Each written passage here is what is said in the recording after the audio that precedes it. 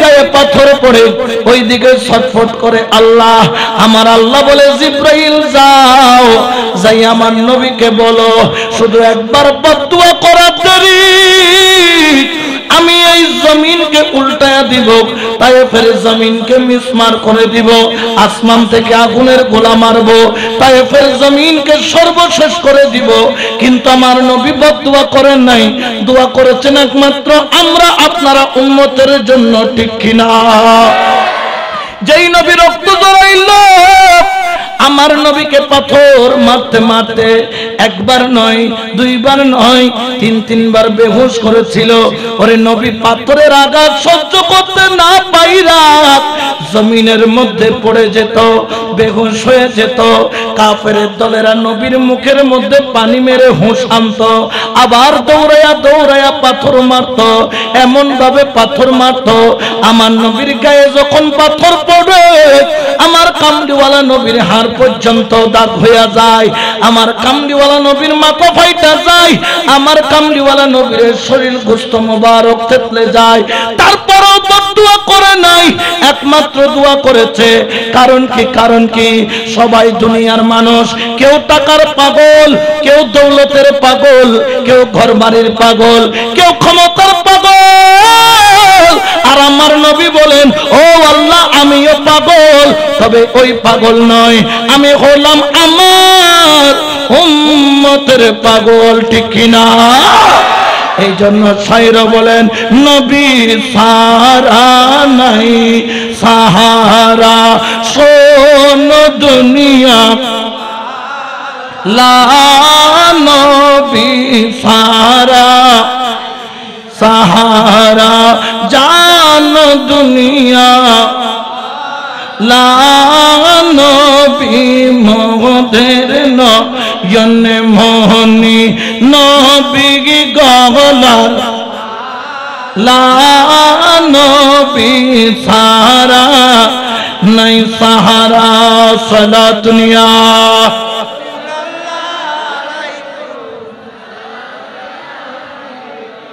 আপনাদেরকে অসুবিধা হচ্ছে, বিরক্ত লাগতেছে, একটু জিকির করেন হক লা ইলাহা ইল্লাল্লাহ, লা ইল্লাল্লাহ, হক লা ইলাহা ইল্লাল্লাহ, লা হাসবি রব্বি জাল্লাল্লাহ, মা ফি কলবি গায়রুল্লাহ, নূরে মুহাম্মদ সাল্লাল্লাহ, লা ইলাহা হক লা ইলাহা ইল্লাল্লাহ, লা ইল্লাল্লাহ, হক লা ইলাহা ইল্লাল্লাহ, লা ইলাহা আউয়াল আখির তু আল্লাহ, জাহির বাতিন তু আল্লাহ, আউয়াল আখির তু আল্লাহ, জাহির বাতিন তু আল্লাহ, কুল আলম তু আল্লাহ, লা ইলাহা হক লা ইলাহা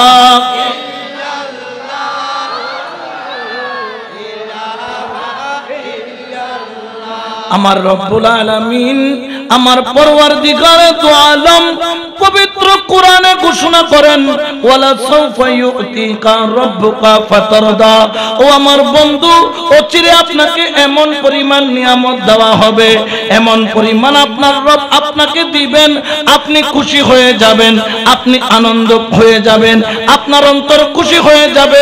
যতক্ষণ আপনি খুশি হবেন না, আমি আল্লাহ ততক্ষণ সন্তুষ্ট থাকবো না। ও বন্ধু, আপনাকে খুশি করা আমার কাজ। এই জন্য বাবা নবীকে খুশি করা হচ্ছে আল্লাহর কাজ। এই জন্য আমার কামলিওয়ালা নবী ততক্ষণ খুশি হবেন না যতক্ষণ নবীর একজন গোলাম জাহান্নামের মধ্যে থাকবে, নবীর একজন প্রেমিক জাহান্নামের মধ্যে জ্বলবে।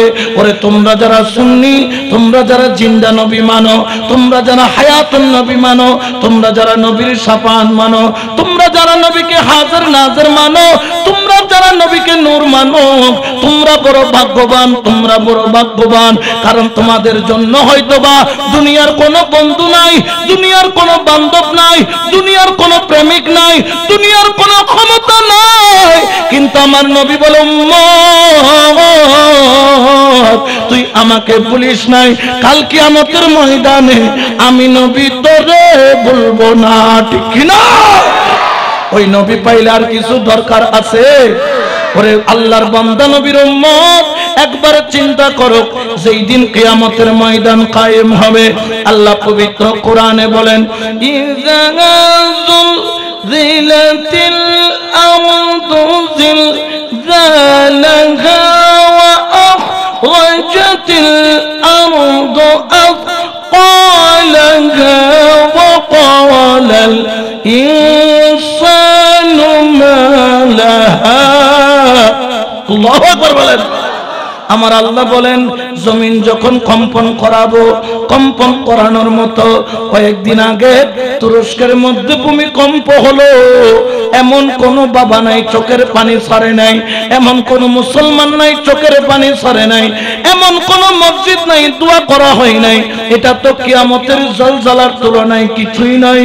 আমার আল্লাহ পাক বলেন এটা মাত্র একটা নমুনা, এটা ওইটার 100 ভাগের 1 ভাগও, 100 ভাগের 1 ভাগও। ও আল্লাহর বান্দা, আল্লাহ তোমাকে ইজ্জত দিল। ও যুবক, আল্লাহ তোমার এত ক্ষমতা দিল, তুমি কার জন্য পাগল? কোন ঘরের জন্য পাগল? কোন বিবির জন্য পাগল? কোন বন্ধুর জন্য পাগল? যেই দিন দুনিয়া থেকে যাবা ওই দিন সাদা 3 টুকরা কাফনের কাপড় ছাড়া নেওয়ার মতো কোনো কিছু। ওরে যেই দিন মায়ের গর্ভে ছিলা টিকটিকির মতো তোমার শরীর, এর ভিতরে রু দিল কে? জোরে বলেন না কে?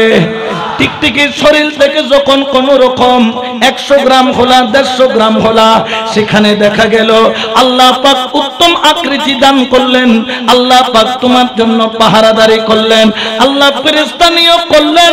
শুধু তাই নয়, তাই নয়, মায়ের পেটের মধ্যে তুমি কি খাবা তোমার খাবারের ব্যবস্থা করলো কে? আরো জোরে বলেন না কে?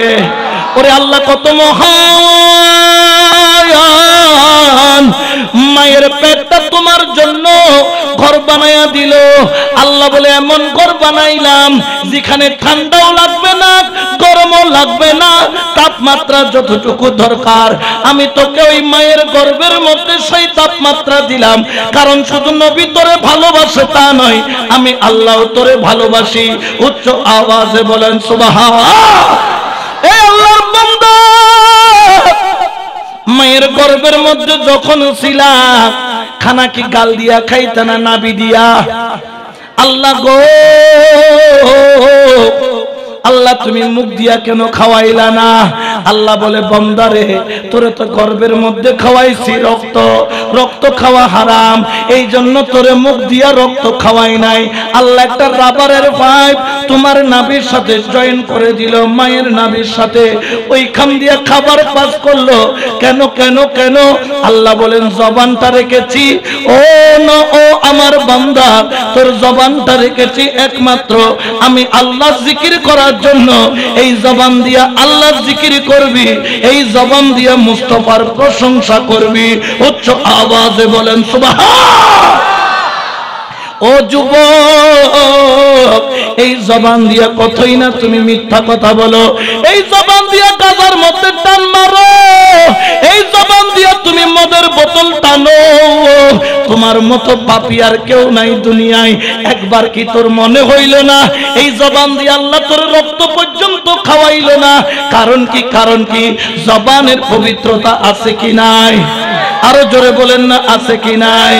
এটা পবিত্র হলে কলবটাও পবিত্র হবে, এটা বরবাদ হলে কলবটাও বরবাদ হবে, ঠিক কি না? এই জবানটা বড় দামি, এই জন্য আমার রব্বুল আলামিন পরওয়ারদিগারে দু আলম আমাদেরকে জবানটাকে বড় সংযত রাখার জন্য বলেছেন। এই জবান দিয়া আমরা কি গালি দিব নাকি জিকির করব? জোরে বলেন না কি করব? এই জবান দিয়া কি মদ খাবো নাকি কোরআন পড়বো? জোরে বলেন না কি পড়বো? কোরআন পড়তে রাজি আছি কি নাই? এই জবান দিয়ে নাত পড়তে রাজি আছি কি নাই? এই জবান দিয়ে আল্লাহর প্রশংসা করতে রাজি আছি কি নাই? এই জবান দিয়ে আল্লাহকে ডাকতে রাজি আছি কি নাই?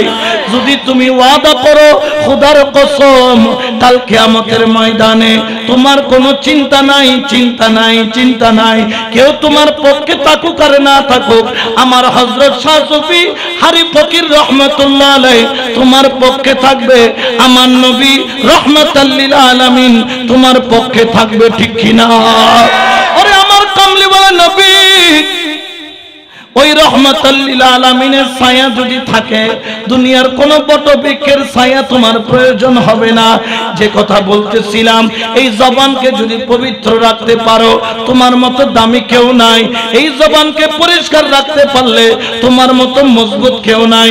পরে আল্লাহর বান্দা আল্লাহ ঘোষণা করেন ইজা জুলজিলাতিল আরদু জিলজালাহা, যেই দিন জমিনকে কম্পন করাবেন কম্পন করানোর মতো কিয়ামত যখন সংগঠিত হবে, ওয়া আখরাজাতিল আরদু আসফালাহা, আল্লাহ জমিনটাকে কিয়ামতের ময়দান বানাবেন।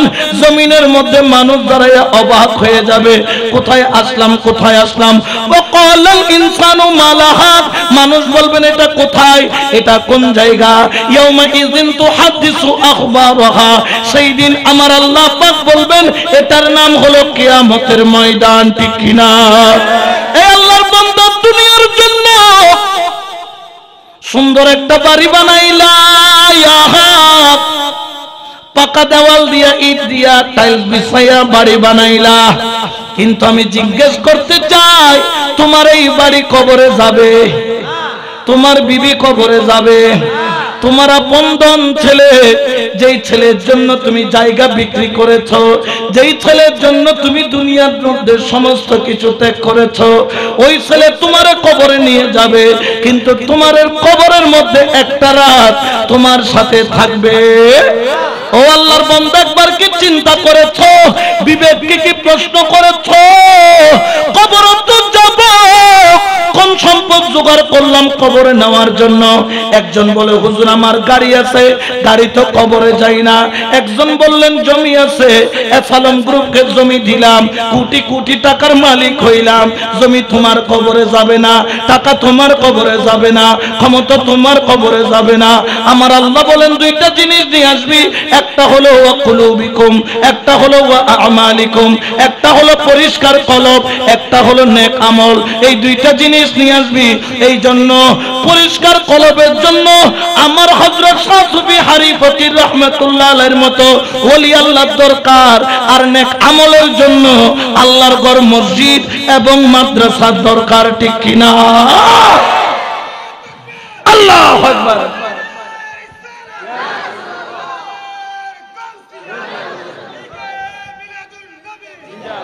এই জন্য তো শায়ের বলেন তোমরা ঘুইর না ইয়ার গাছতলায়, ঘুইর না ইয়ার বাসতলায়, আল্লাহর বলির নাম জপিলে আল্লাহ পাওয়া যায়। তোমরা ঘুইর না ইয়ার গাছতলায়, ঘুইর না ইয়ার বাসতলায়, বউসে পাকের নাম জপিলে আল্লাহ পাওয়া যায়। আমার বলি আল্লাহর নাম জপিলে আল্লাহ পাওয়া যায়, আমার মাইজ ভান্ডারীর নাম জপিলে আল্লাহ পাওয়া যায়, আমার রাসূলুল্লাহর নাম জপিলে আল্লাহ পাওয়া যায়। সালাতুনিয়া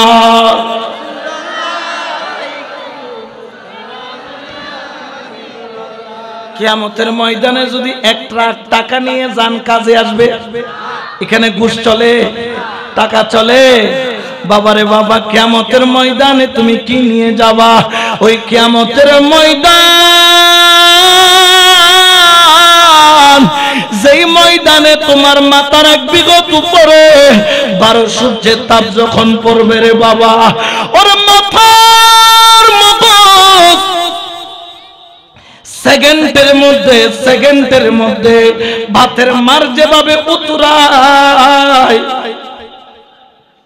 ভাতের মারের মতো উতরাইয়া নাকে দিয়া, মুখে দিয়া, কানে দিয়া গল গল গল গল করে পড়বে। জমিনটা তামার মতো লাল হবে, পায়ের দিক দিয়ে আগুনের ভাব এমন ভাবে উঠবে, দেখবা তোমার পায়খানার রাস্তা দিয়া পেটের নাড়ি বুড়ি গুলা গলে গলে বের হয়ে যাচ্ছে। দৌড়ায় যাবে নেতা সাহেব, ও আমার নেতা সাহেব, একটু করে দয়া করো, বাঁচাও। নেতা বলবে আমি আজকে তোমার পক্ষে নাই, নফসি নফসি। তুমি তোমার মা বাবা আত্মীয় স্বজনের কাছে যাবা, তিনিও বলবেন নফসি নফসি, সবাই বলবেন নফসি নফসি। কিন্তু জানো গো, আল্লাহর ওই রব্বুল আলামিনের দয়ার দুয়ারের মধ্যে একজন সিজদায় পড়ে গু গু গু গু করে কাঁদবেন, আল্লাহকে বলবেন ওয়ালা সাউফা ইউতিকা রাব্বুকা ফাতারদা। আল্লাহ তুমি না বলছিলা আমি যতক্ষণ খুশি হব না তুমি ততক্ষণ আমাকে রাজি করবা। ও আল্লাহ, তুমি আমাকে যতক্ষণ রাজি করবা না ততক্ষণ তুমি শান্তিতে থাকবা না। আল্লাহ, আমাকে তুমি রাজি করবা ওয়াদা করেছো। আমার আল্লাহ বলবেন বন্ধুরে, তোরে কেন রাজি করব না? তুই না কত কষ্ট করেছিস, পাথরের আঘাত সহ্য করেছিস কলমার পথরের জন্য, পেটের মধ্যে পাথর বেঁধেছিস কলমার পথরের জন্য, মাতৃভূমি ত্যাগ করে মদিনায় গিয়েছিস কলমার পথরের জন্য। আমি তোকে সব কিছু দিয়েছিলাম, সব কিছু তুমি ত্যাগ করে দিয়েছো একমাত্র কলমার জন্য, উম্মতের জন্য। ও বন্ধু, তুমি কি চাও? আমার হাদিস শরীফের মধ্যে, বুখারী শরীফ কিতাবুদ দাওয়াত অধ্যায়ের মধ্যে, মুসলিম শরীফের মধ্যেও রয়েছে, ইবনে মাজাহ শরীফের মধ্যেও রয়েছে।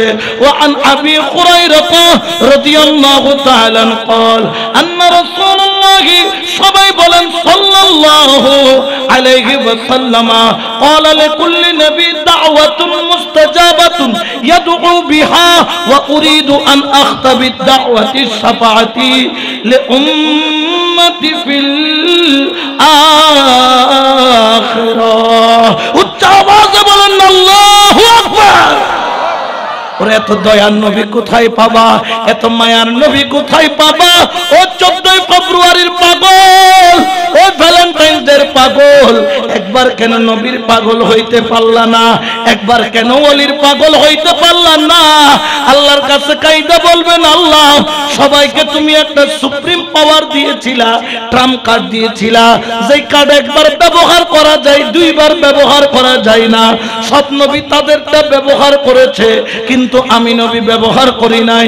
ও আল্লাহ, আজকে কিয়ামতের ময়দানে আমার এই স্পেশাল দোয়াটা ব্যবহার করতে চাই, যেই দোয়াটা কবুল কবুল কবুল। আল্লাহ বলবেন বন্ধু তুমি বলো, আমি কবুল করব। আমার আল্লাহর দরবারে সিজদায় পড়ে বলবেন আন আখতাবি দাওয়াতি শাফাত লি উম্মতি ফিল আখিরাহ। ও আল্লাহ, কে কিছুই চাই না, আজকে যদি তুমি আমার দোয়া কবুল করো, একটাই ফরিয়াদ, একটাই ফরিয়াদ, একটাই ফরিয়াদ, আল্লাহ তুমি আমার গুনাহগার উম্মতের গুনাহ মাফ করে দাও। সুবহান। এর চাইতে দয়াল নবী কেউ আছে? বউয়ের জন্য পাগল, দুনিয়ার জন্য পাগল, মাহফিল আসতে পারে না, হে মনে করে মাহফিলের টাকা দিলে তার টাকা শেষ হয়ে যাবে। এরকম অনেক বোকা আছে কি নাই? জোরে বলেন আছে কি নাই? অনেকে দেখে ফাড়া টাকা মার্কেটে চালাইতে পারে না, এটা দেয় কোথায়? মাজারে, মসজিদে, ঠিক কি না? এরকম আছে কি নাই? আসলে আল্লাহর ওলি কি বোকা? আল্লাহ কি বোকা? কারণ দেওয়ার মালিক কে? কুল্লি শাইইন কাদির কে? যারা নবীর জন্য পাগল, যারা আল্লাহর জন্য পাগল, কিয়ামতের ময়দানে যখন তুমি জাহান্নামের আযাবের মধ্যে জ্বলবা, যিনি তোমার জন্য সুপারিশ করবেন তিনি আর কেউ নয়, তিনি হলেন আমার নবী, তোমার নবী, কুল কায়নাতের নবী, রাহমাতাল লিল আলামিন। উচ্চ আওয়াজে বলেন সুবহান।